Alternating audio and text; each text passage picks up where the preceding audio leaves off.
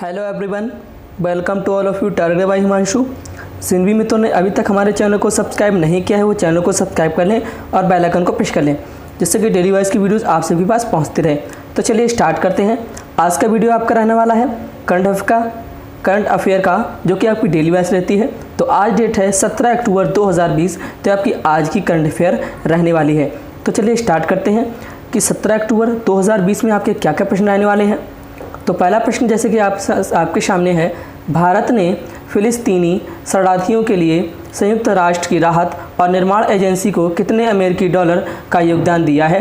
ए 1 million अमेरिकी dollar, B 2 million अमेरिकी dollar, सी 3 million अमेरिकी डॉलर, डी 4 मिलियन अमेरिकी डॉलर। तो इसका राइट ऑप्शन है वह आपका ए ऑप्शन सही है। 1 मिलियन अमेरिकी डॉलर का योगदान जो है दिया है। इसके महत्वपूर्ण बिंदु के बारे में बात करते हैं। तो देखिए, भारत सरकार ने गरीबी रेखा से के नीचे रहे 5.6 मिलियन फिलिस्तीन शरणार्थियों की बहुसंख्या के साथ भारी बजटीय घाटे से निपटने के लिए संयुक्त राष्ट्र की राहत और निर्माण एजेंसी को 1 मिलियन अमेरिकी डॉलर का योगदान दिया है। जबकि मई 2020 में भारत ने UNRWA को 2 मिलियन अमेरिकी डॉलर का योगदान दिया था। नेक्स्ट क्वेश्चन है आपका, हिंदुस्तान जिंक लिमिटेड ने कारखाना लगाने के लिए किस राज्य सरकार के साथ समझौता किया है? ए पंजाब सरकार, बी गुजरात सरकार, सी महाराष्ट्र सरकार, डी केरल सरकार। तो इसका जो राइट ऑप्शन है वह आपका बी ऑप्शन सही है, गुजरात सरकार के साथ समझौता किया है। इसके महत्वपूर्ण बिंदु के बारे में बात करते हैं। तो देखिए, वेदांता समूह की company Hindustan zinc limited HJZL ने हाल ही में गुजरात में 415 एकड़ में कारखाना लगाने के लिए राज्य सरकार के साथ समझौता किया है। कंपनी चरणबद्ध तरीके से 5,000 से 10,000 करोड़ रुपए का निवेश करेगी और कंपनी के इस निवेश से प्रत्यक्ष और अप्रत्यक्ष रूप से 5,000 नौकरियां सृजित होंगी।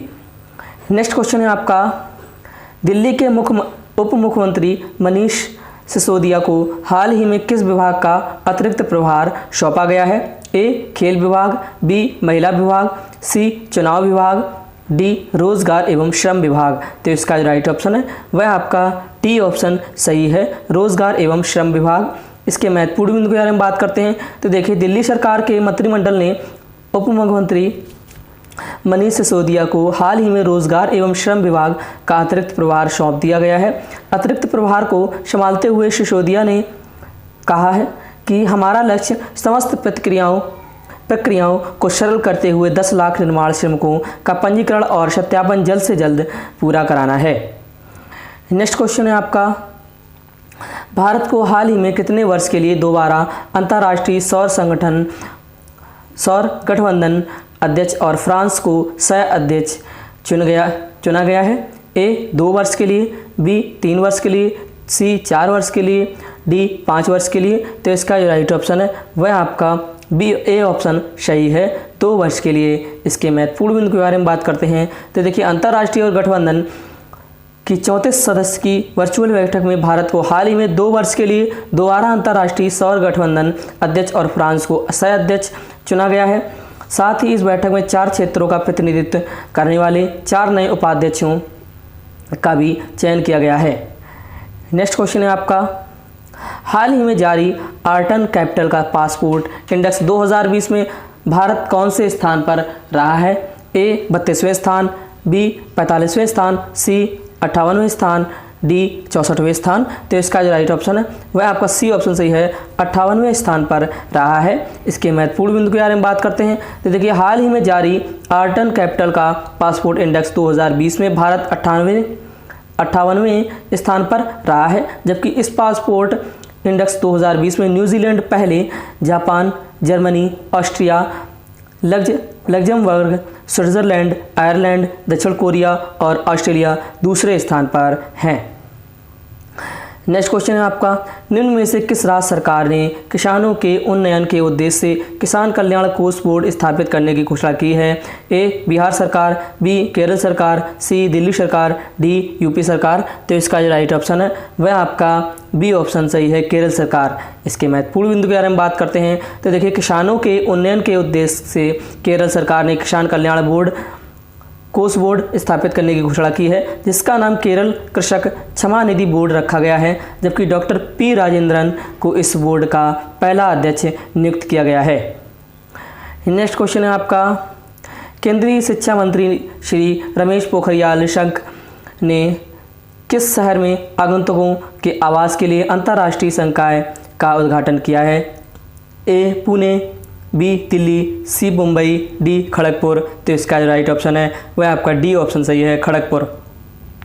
इसके महत्वपूर्ण बिंदु के बारे में बात करते हैं। तो देखिए, प्रतिष्ठित विदेशी विश्वविद्यालयों से अधिक संकाय को आकर्षित करने के उद्देश्य से केंद्रीय शिक्षा मंत्री श्री रमेश पोखरियाल निशंक ने पश्चिम बंगाल के खड़गपुर में अंतर्राष्ट्रीय संकाय का उद्घाटन किया है।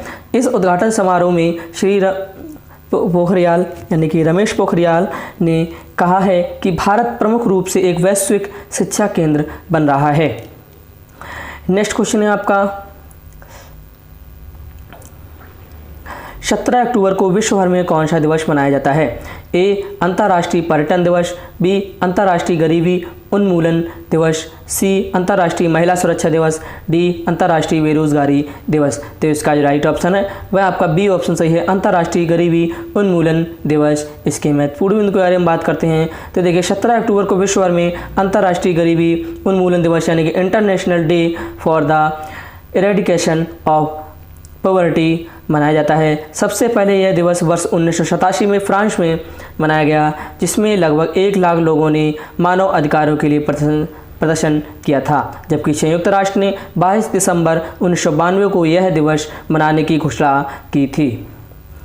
नेक्स्ट क्वेश्चन है आपका, भारत और किस देश के बीच हाल ही में वेबिनार और एक्सपो आयोजित किया गया है? A Australia, B Nepal, C Kazakhstan, D Sri Lanka. तो इसका जो राइट ऑप्शन है वह आपका सी ऑप्शन सही है, कजाकिस्तान।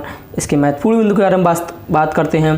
तो देखिए, भारत के फिक्की के माध्यम से रक्षा मंत्रालय के रक्षा उत्पादन विभाग और कजाकिस्तान देश के बीच हाल ही में वेबिनार और एक्सपो आयोजित किया गया है, जिसका विषय make in India for the world India Kazakhstan रक्षा सहयोग वेबिनार और एक्सपो है। इस वेबिनार में 350 से अधिक प्रतिभागियों और 39 वर्चुअल प्रदर्शनी स्टॉलों में भाग लिया है। नेक्स्ट क्वेश्चन है आपका, भारत ने अपने किस पड़ोसी देश को रक्षा सहयोग मजबूत करने के उद्देश्य से INS सिंधुवीर को लीज पर देने की घोषणा की है?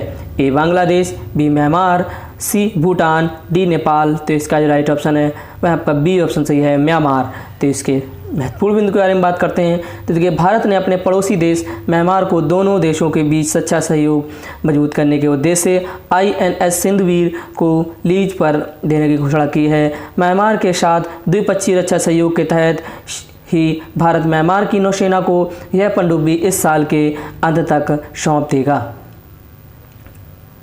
तो दोस्तों, ये थी आपकी आज की करंट अफेयर 17 अक्टूबर 2020 की, जो कि आपके सभी परीक्षाओं के लिए बहुत ही महत्वपूर्ण रहने वाली है। तो जिन मित्रों ने अभी तक हमारे चैनल को सब्सक्राइब नहीं किया वो चैनल को सब्सक्राइब कर लें और बेल आइकन को प्रेस कर लें।